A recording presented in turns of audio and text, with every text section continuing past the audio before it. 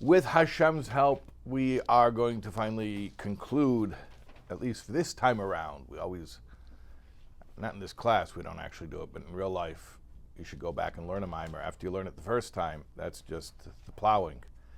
And then you got to plow again, then you got to plant the seeds, and then finally come back and harvest. So, anyways, this is the first time we're learning the Maamar, and we're about to finish, I hope, with Hashem's help. We started this Maamar before Shavuos. Oh, we're on the same one. Yeah, we're on the same Maamar. Yeah, we started before Shavuos. We started before Shavuos. It's a Maamar of Vayidaber Elokim, as Kol Advarim Oela Leimar, which is the intro verse before the Ten Commandments, the Sedibris. And we're asking, what does it mean, this verse, Hashem said, saying? Hashem said, saying usually means Hashem is relaying information to Moshe Rabbeinu to repeat to others. But in this case, it can't mean to repeat to anyone else because everyone was there at Matan Torah.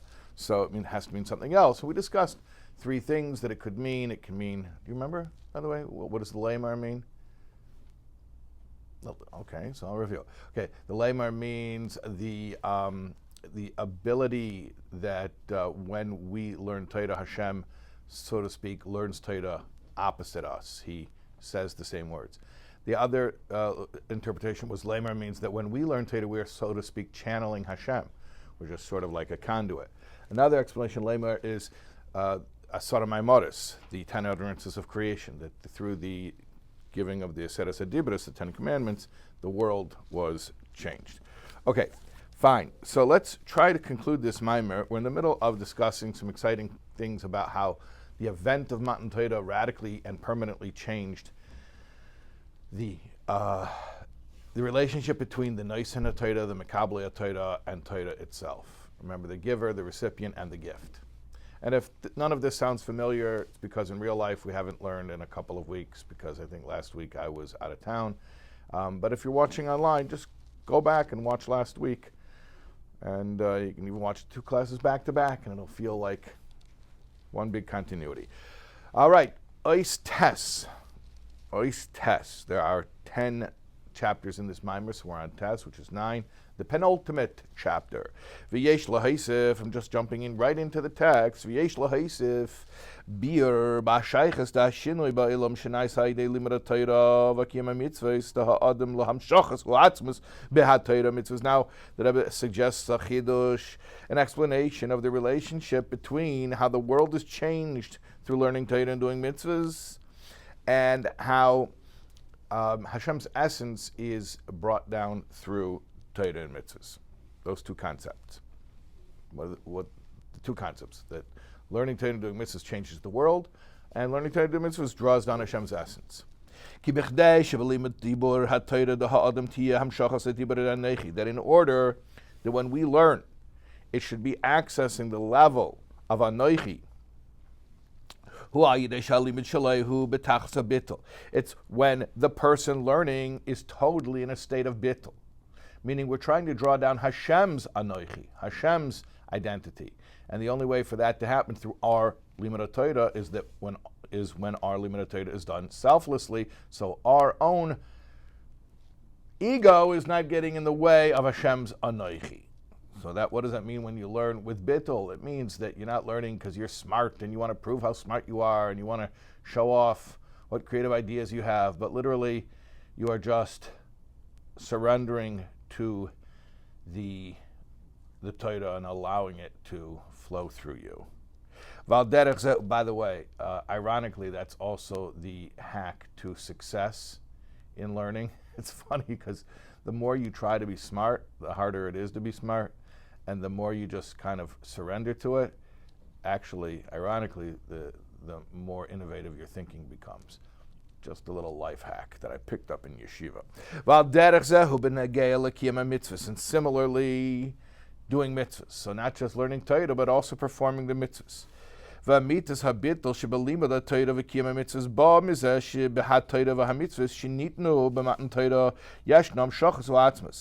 really, the key to the bittul of limud Torah and kiyum mitzvahs comes from the fact that at Matan Torah there was this revelation of Hashem's essence. The limud atayda v'kima mitzvah shel ha'aves kedem matan Torah. For instance, before matan Torah, you had the Avos, and they were learning Torah, and they were doing mitzvahs.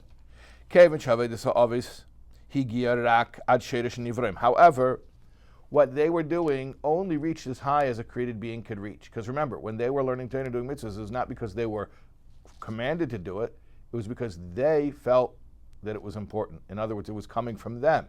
And since it was coming from them, it can only be as lofty as a created being can reach. Now, obviously the Avos are incredibly lofty and spiritually refined, but nevertheless, you're talking about created beings. So their mitzvahs and their Torah, which was coming from their own sensitivity, was limited as far as how great it could be. Now, when you're talking about this level, which we call Sheirish Nivroim, the root source of created beings. So at that level, obviously, created beings are still significant. You're not talking about something that's so vast and beyond and infinite that creation as an entity unto itself becomes insignificant. You're talking about a level where creation is still significant, or it appears to have its own significance. So that level to which they could reach is limited. And that's why, as difficult as this concept may be to wrap our heads around, at least at first glance, the bittul, the surrender, the selflessness that was present in the mitzvahs and the Torah of the Avos was ultimately limited. Whereas the bittul that we are capable of achieving in our limud Torah and kiyum mitzvahs is unlimited. And now obviously, who's greater, the Avos or us? There's no question. But it's not, that's precisely the point. It's not about the greatness of the person. It's about Hashem's essence being revealed. And before Matan Torah, that wasn't available. Matan Torah is the event that made that possible. That was the revelation of the Anoichi, of Hashem's essence. Greater potential. So we have greater potential for selflessness in our Torah and mitzvahs than the Avos did. Not because we are greater, but because of what radically changed at Matan Torah. Okay. So that's why by Avraham he says, I am but dust and ashes. Why do you say I am dust and ashes? Shegam efer hu mitzias. Because ashes, it might be a very, very insignificant thing, but it's still a thing. It still takes up space. It still has qualities. You can point to it. Oh, there's the ashes. So it's still a thing. However, in contrast, the bittul that we are capable of achieving through our Torah and our mitzvahs after Matan Torah, who bittul b'tachlis is ultimate, complete, consummate bittul. Bidugmas a bittul de Moshe Mikabala Torah, which is the bittul that is the level of Moshe Rabbeinu. I know we're not all Moshe Rabbeinu, but Moshe received the Torah on our behalf, and what we're talking about here is the effect that Matan Torah had. Dichsiv Bey, it says about Moshe, v'nachnu ma, and we, what are we? Ma is what? Meaning X, nothing, unknown. So the Avos, they are on the level of insignificant, almost nothing. Off of a Efer. But it's still off of a Efer. And the level that we can come to is the level that Matan Torah made possible of ma, of nothingness. Now, he's going to go into more of the significance of this word ma and how it signifies bittul. In the brackets, v'yesh leimer d'zeh kol echad v'echad miYisrael yachal lagia al yidei Torah mitzvahs l'habittul de ma hu lefisha b'matan Torah naisa havaya lekecha. The reason that every Jew is able to come to the level of ma, of consummate bittul, is because at Matan Torah, Hashem became Elokecha. Kanal Siv Gimel V'Dalet, as we were explaining in chapters 3 and 4 of this Maamar, that Hashem, Yud Kei Vav Kei, Haya Haya V'Yeh, the transcendent one, becomes Elokecha, meaning your power of your life, and specifically Elokecha, possessive singular pronoun, belonging to each individual personally. Okay. V'havaya b'milui alfin b'gematria ma. Ma is a name of Hashem. It is arrived at, you remember we were talking about the milui, remember we were talking about Havaya with the milui, with the filling? We're not talking about like a Persian Bismarck with the custard filling. We're talking about miluyim of shemais here. We were speaking about it before. Remember we spoke about, I think it was, we were talking about how a hey could really be 10, right? We're talking about hands, yeah? So you could spell hey, hey, hey. All right. So there are other miluyim. So one way of spelling out, I'll just review this because even though I explained it a couple of weeks ago, I'm not going to say this at length, but just very, very briefly. You can spell out a letter as a word. Like in Scrabble, by the way, and I think I mentioned it last time as well, that I just randomly mentioned a Scrabble tip. You can spell out, like ES is S. The letter S is a word, ES. That has nothing to do with Chassidus, it's just a tip for winning Scrabble. So you can spell out a letter as a word. So for instance, Aleph. I'll just take Aleph as the first letter. You spell Aleph, Aleph Lamed Fe. So you spell it, okay. So Yud Ke Vav Ke is Hashem's name, a Yud and a Hey and a Vav and a Hey. You can spell out each one of those letters. So for instance, the Yud, you could spell it Yud, Vav, Dalet. Okay. But then there are different letters that have alternative spellings. You know, sometimes like, how do you spell a word? Well, that's an acceptable spelling as well. You know, like Canadian people write neighborhood, O-U. Yeah, you know what I'm talking about? Okay. And those are all acceptable spellings. All right. Anyways, so if you write Yud Ke Vav Ke with the alephs, with the maximum amount of alephs, meaning using alephs wherever possible. So for instance, you spell the letter Hey, Hey Aleph, and you do it twice that way. Hey Aleph, Hey Aleph.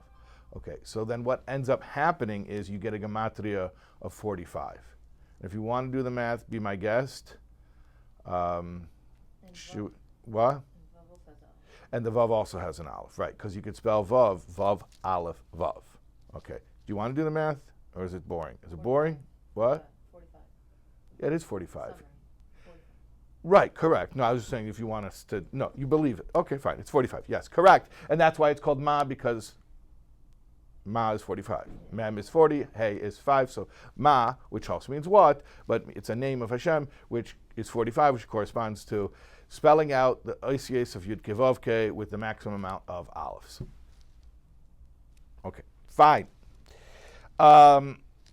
So you do that. V'habitl shenai sayidei hamshachas u'atzmus ha'nechid l'mayla ma'avaya b'teira u'mitzvahs hu l'mayla gam v'habitl dema. So what we're saying is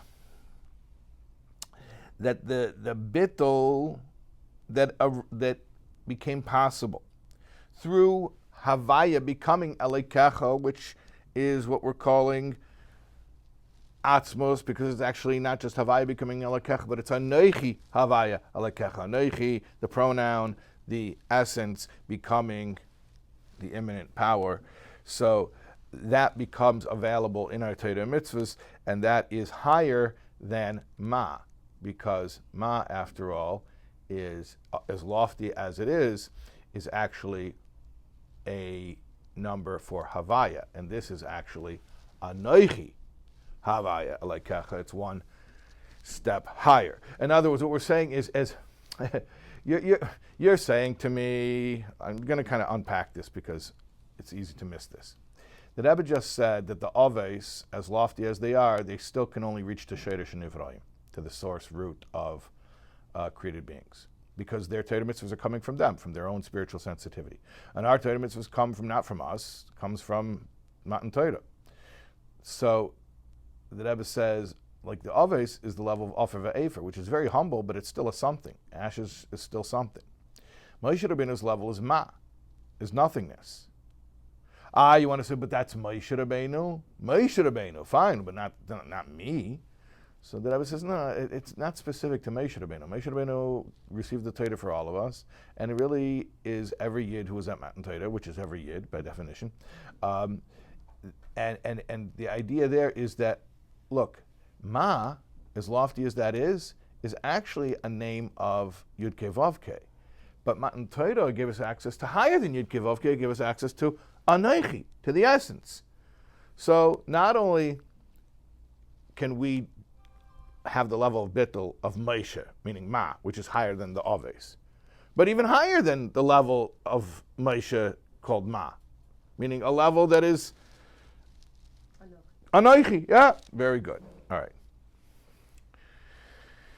Fine.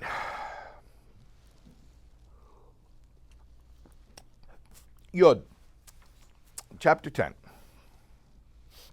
Remember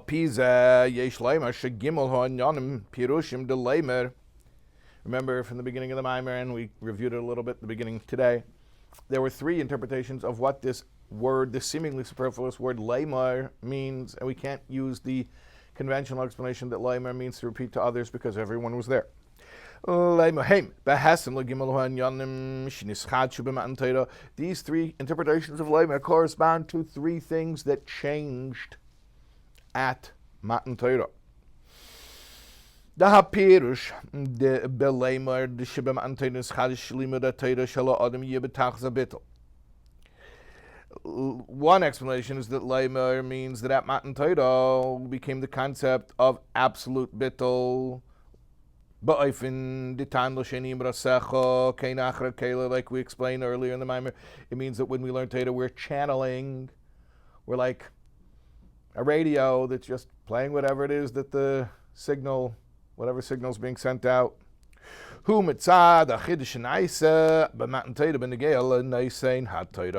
actually corresponds to the chiddush in the Nisan Torah. Remember we spoke before about the three elements: the giver, the recipients, and the gift. So the possibility of Matan Torah, or the possibility that became possible, I want to edit my words, too clumsy. Okay, the change that happened at Matan Torah, where it became possible for us to channel Hashem's words in a total state of bittul, that was a change, so to speak, in the Nisan HaTorah, that now Hashem's essence had this manner, this path of expressing itself through the Jew, being this totally clear conduit for channeling Torah. Ukanal siftes mishamitas habitul shebelima the Torah ba mizesh shebehat Torah shenitna b'matan Torah yeshnam shachas u'atzmus. And as we said in the previous chapter, that the reason that that's possible, that there can be such bittul in our Torah, is only because Hashem's essence, not alakecha, not even havaya or shema, or any of that, but rather Anechi. So the first thing to understand is that at Matan Torah, what became possible is that Hashem himself could have a clear conduit for expressing himself in this world, and that is through the Jew, because when the Jew who is commanded to learn Torah learns that Torah without ego, without personal agendas, then it's just like a radio playing whatever signal is being sent from the tower. Now, there was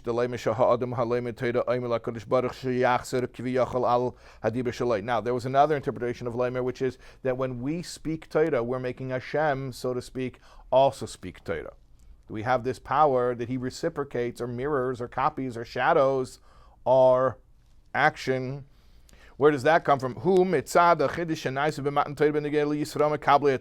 That is how Matan Torah forever changed Mikable HaTorah, the recipients, meaning Yisrael. So we just explained the change in the Nisan HaTorah. Now we're explaining the change in the Mikable HaTorah. Shenitin lohem ha'koyach lifel k'v'yochel b'kadosh baruch hu nitzchuni bani nitzchuni, like we explained earlier.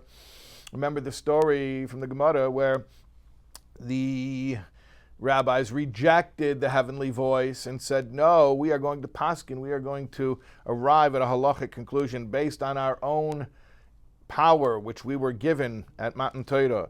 And then how did Hashem react to that? Seemingly that was such chutzpah, such insolence. And Hashem said, no, I loved it. Nitzchuni bana, my children have bested me, they've defeated me. In other words, that we were given this ability to have, well, the term that was used earlier in the Maamar is balabatishkeit, ownership over Torah. And that is the change that happened in the Jewish people at Matan Torah, to have this power of the halachic ruling, of the psak din, koyach hapsak. Va'pirisht b'leimer aseres hadibus nimshachim me'peilim b'hasara maimaris. Now, there was another explanation of Lamer, which is Lamer is Mloshin Maamar, the Asara Maimaris, the 10 utterances of creation. So that what happened was that at Matan Torah there was a change in the building blocks of creation and the fabric of created reality. That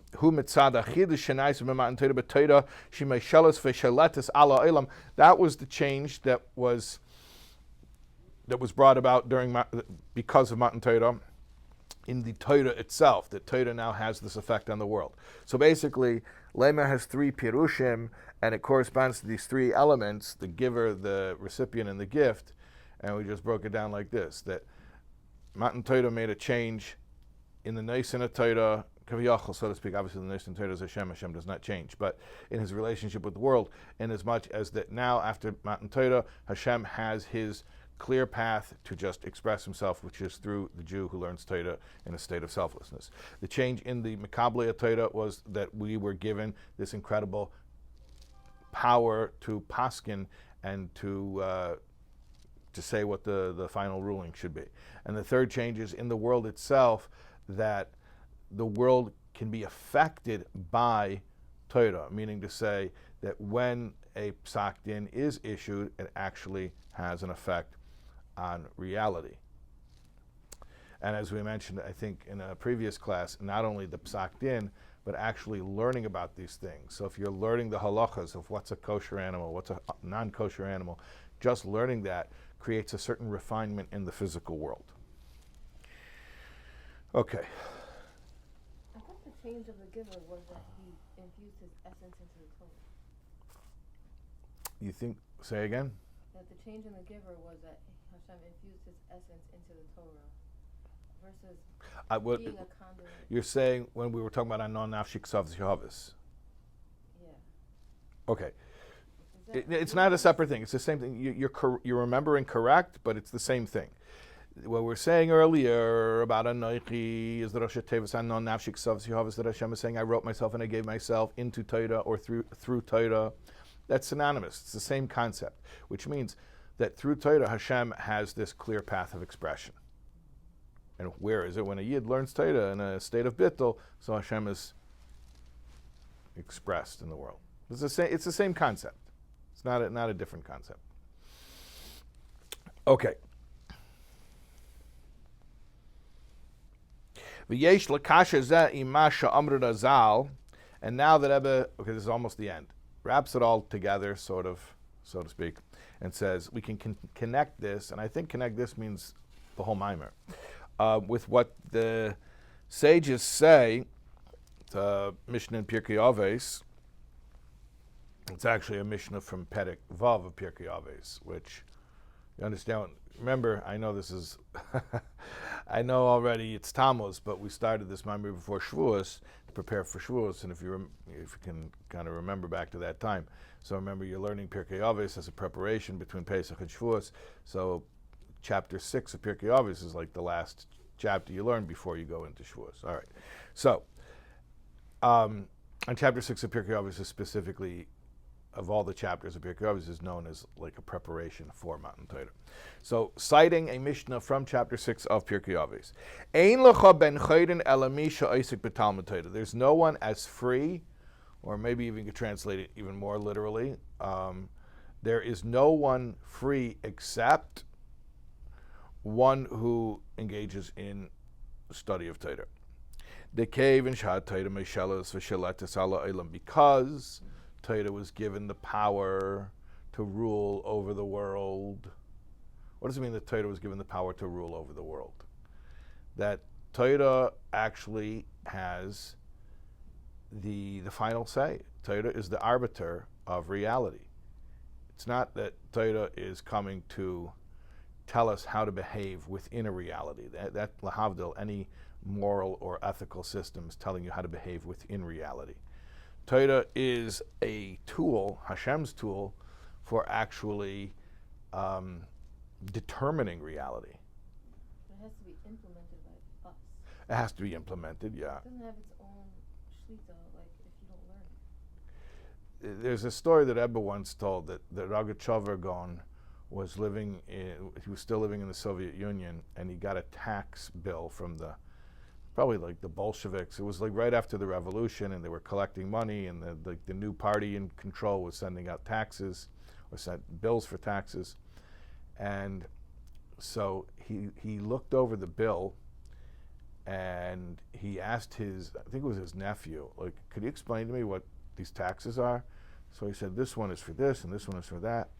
So he says, well, this one, al pi halacha, you're obligated to pay. He says, that one, you're not obligated to pay. So he said, just pay this one, don't pay the other one. Now, I don't know if you know anything about the Bolsheviks, but they didn't have a big sense of humor, so you didn't like joke around with them. But then later on, he got a letter, like a correction letter from them saying, oh, by the way, it was issued in error and you don't have to pay that other tax.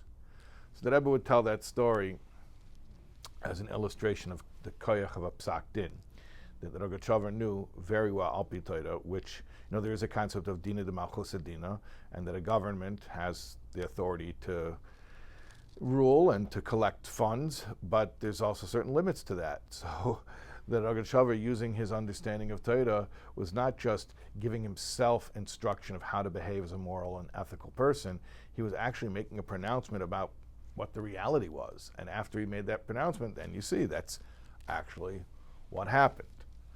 So the Rebbe is saying like this, there's this concept of nobody is free except for he who learns Torah, that since Torah was given the power to rule over the world, that Torah's statements are not just, I think I explained it a few weeks ago. I was talking about descriptive statements and prescriptive statements. Do we speak about this? Yeah. So normally, a moral code is prescriptive. It's not telling you what's really happening. It's telling you what should happen. But what we're saying here, and this is the Chiddush, that Torah's pronouncements are not just prescriptive, they're descriptive. So Torah has the power to dictate how reality is. And